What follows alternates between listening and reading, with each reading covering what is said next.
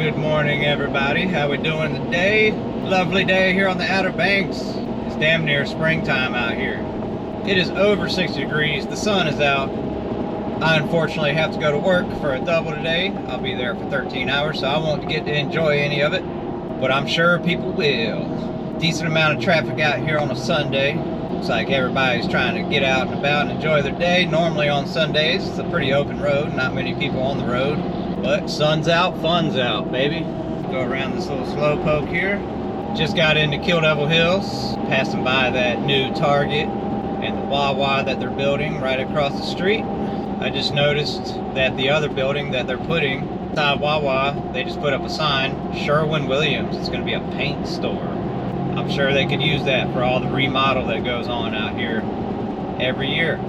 People try to update their homes and what have you every single season, so I'm sure a paint store will be beneficial right here in the middle of Kill Devil Hills. I believe there's a couple other Sherwin-Williams around, making a lot of headway on that new emergency complex that used to be Mako Mike's. Probably be done by summertime the way it looks like they're going. Not gonna get them. Had to let somebody go around me. They've been flying all morning. Surprised the Adair County Sheriff, he was sitting there. I'm surprised he didn't do anything about that. My man, this is the same car that was in Currituck, and he was going 80, and this is what I preach all the time about. It honestly doesn't matter how fast you think you're gonna get there.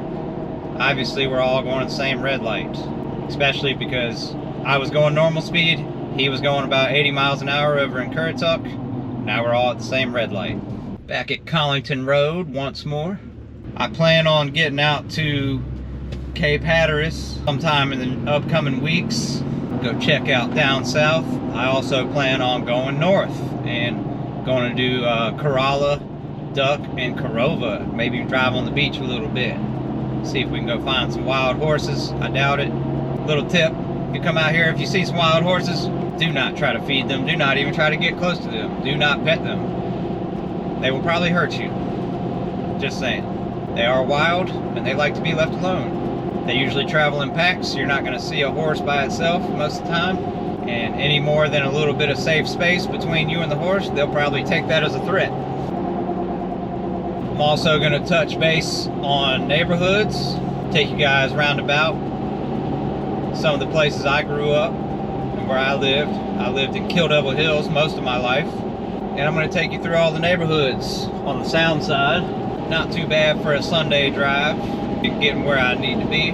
Messaged my boss man already, running a little late, but the way the traffic guys are treating me, it looks like I might actually be somewhat on time. If you're looking for some good sushi, I do recommend Single Fin. They're right back there in that shopping center. A place I don't recommend for sushi is a place called Sonya, right there in Kitty Hawk. They've disappointed me twice. I think they're using some bunk product. I don't know where they source their seafood from, but the couple times that I've been, it's been kind of nasty. Personal opinion, I do like sushi, so I'm going to be a small critic. There used to be a spot out here named Taiko, and they were very popular, and nobody really knows why they closed down. You know, when they closed down, they said it was a staffing issue and other little things like that. I could see that. They were kind of probably stressed out from the business because they had big crowds. They were always busy, and trying to operate a restaurant with little staff, a busy restaurant with little staff, it's tough. I've been there, and so I could see that being a likely reason why they went out, and I don't want to assume, but before I recommended Single Fin, if Taiko was still around, they would be the number one, and a lot of Outer Banks locals could agree to that, but they are no longer in existence. Beautiful day, sky looks crazy this morning. Wish I didn't have to be inside all day, but I'm not going to fret over it. There will be more pretty days in the future. We got Kitty Hawk kites up here on my left. There's actually a crosswalk from Kitty Hawk kites here in Nags Head where you can go across the street straight to Jockey's Bridge, and you can see that castle from the old putt-putt course peeping out of the sand. I've covered that in another video. There used to be a whole putt-putt course buried underneath. Jockey's Ridge sand dune, but obviously the sand took over. So yeah, there's a whole putt-putt course under there.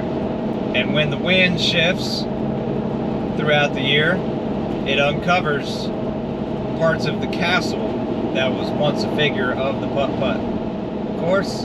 And it used to be where it only showed a little bit, but now the entire castle is showing. I got another video on that one. If you guys want to go check that out. Can't remember the exact date on it, but it's in the video. If you're looking for a smoke shop, if there's anybody that watches this and you're coming to the Outer Banks and you like to smoke that wacky tobacco, well, there's plenty of glass shops out here, but if I had to recommend, it would be Island Tobacco. They have the biggest selection of glass, rolling papers, anything you may need to enjoy some of that green grass, if you know what I mean. Outback Steakhouse on the right. I've had a back and forth relationship with our local Outbacks. Sometimes they're good, sometimes they suck. I've had both experiences there.